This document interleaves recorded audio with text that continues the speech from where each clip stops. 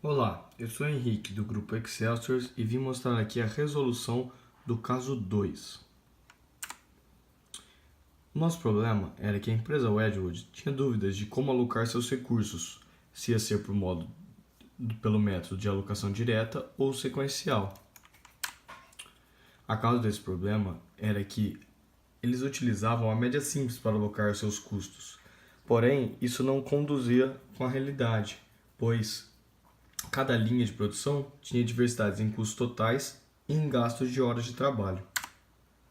Os conceitos utilizados foram Cost Drivers, Standard Line e Special Line, método de alocação direto, método de alocação sequencial, suporte de vendas e suporte financeiro. No método atual utilizado pela empresa, podemos ver que ficaria o mesmo valor para suporte de vendas e suporte financeiro, devido à somatória e à divisão por 2 por serem duas linhas. E isso não conduz muito com a realidade. A gente supôs aqui alguns valores de unidades para mostrar quanto seria o custo relativo e se houvesse um lucro de 20%. Então ali estaria o custo total, que a gente viu anteriormente no método atual ali, e número de unidades supostas para cada linha. Agora vamos falar um pouco do método direto. Nesse método, a gente aloca diretamente as áreas, os setores de suporte nos setores geradores de renda, que são as linhas de produção. No exemplo, o suporte de vendas trabalhava com horas, e o total de horas trabalhadas pelo suporte de vendas era 15 mil. Só que 6 mil era trabalhado com a linha padrão e 9 mil com a linha especial. Então a gente pegou a porcentagem do peso de cada uma dessas linhas para o suporte de vendas.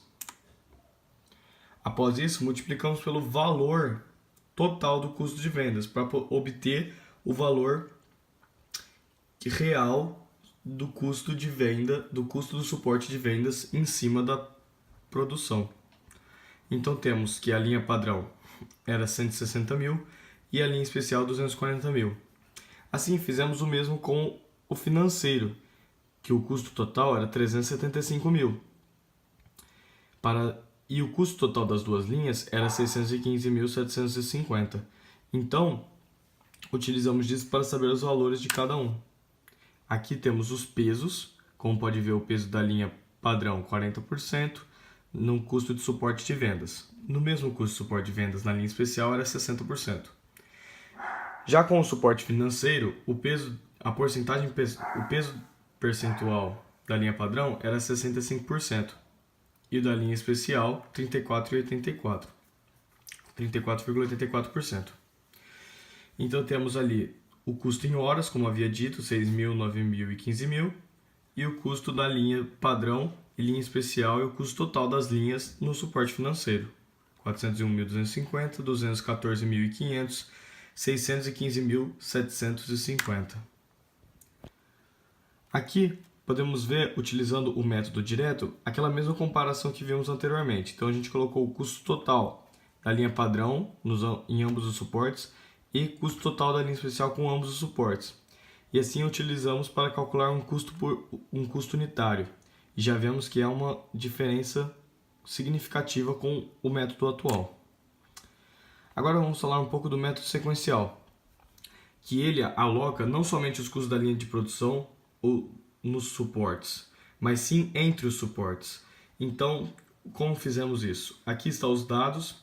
Então, a gente também tinha o dado de que o suporte de vendas apoiava o setor financeiro em 1.000 horas. E o suporte financeiro apoiava o setor de venda com 300 mil dólares. Então, fomos lá e calculamos qual seria o impacto maior, os 300 mil dólares do suporte financeiro sobre as vendas ou as 1.000 horas de suporte de vendas sobre o financeiro. Com esse cálculo, obtivemos que o suporte financeiro era com maior peso econômico, então a gente ranqueou ele primeiro. O que isso significa? Colocamos ele para começar a sequência de alocação. Assim, obtivemos o suporte financeiro sobre vendas como a primeira alocação de custo, depois o suporte financeiro nas linhas e, por fim, o suporte de vendas nas linhas, e assim obtivemos o custo total. E aqui está aquele mesmo exemplo que mostrei anteriormente com o método direto e com o método atual, só que agora no método sequencial. E vemos que há uma diferença expressiva no custo por unidade. E o que isso resume para nós? Que ambos os métodos trazem um pouco mais da realidade dos custos da empresa do que o método atual.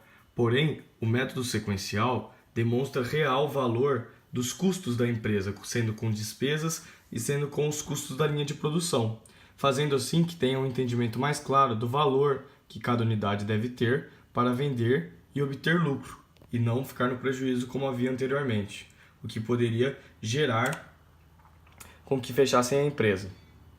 Aqui está um gráfico mostrando tudo isso que disse. Os preços e como difere de um lado para o outro, de um método para o outro.